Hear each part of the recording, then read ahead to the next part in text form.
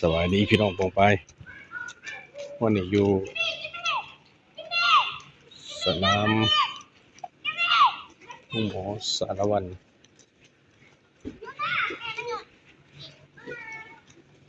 วันนี้วันนี้ทีมชาติบ่เตะไปไกลเลยโอ้4 ประตูต่อ 6มาว่ะอ่ะเดินหน้าองค์หมอสารวัตรนะพี่น้องเด้อ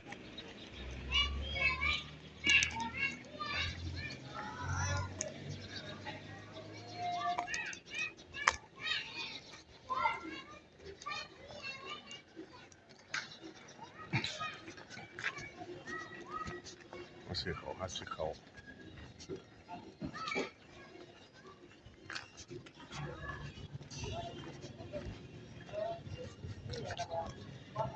ซื้ออยู่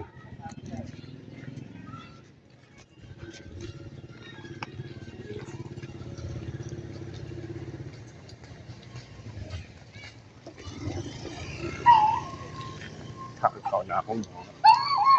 สารวัตร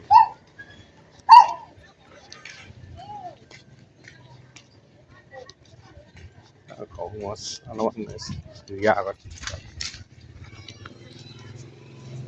โอ้มาเฮามาซื้อยาแน่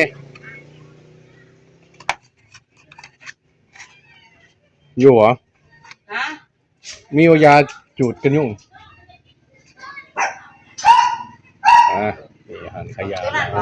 แม่นตัวเดียวเหรอแล้วก็เราเกาซิปน้มันยังไงำยาจูดกันยุ่งเออมีป่ะน้ำยาจูดกันยุ่งเนาะนี่แล้มีกล่องมีหยัง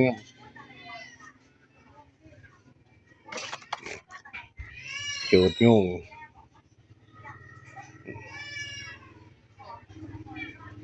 จูดไม่ยุ่ง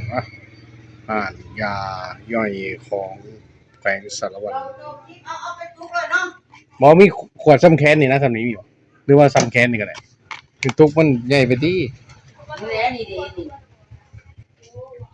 เอาตัวนี้เนาะมีน้อยกว่าหันป่ะน้อยกว่านั้นก็มีแต่นี้โอ้เอาหันเท่าไรราคา50เอาหันแล้วก็อันนี้ยาจุกันยุ่ง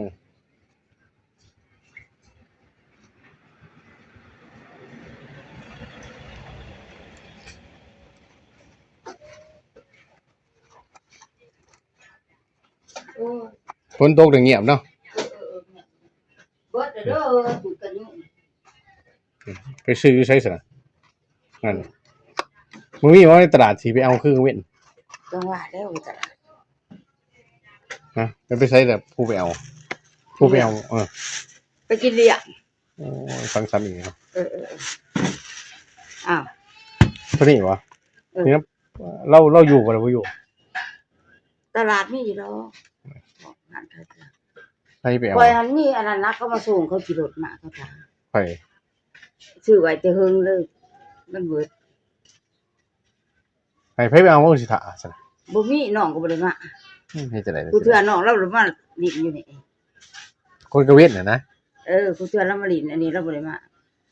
50ซื้อยาดมเฮ็ดจังได๋บ่มีโทรตามก่อนเด้อเขตสารวัตรนะพี่น้องเด้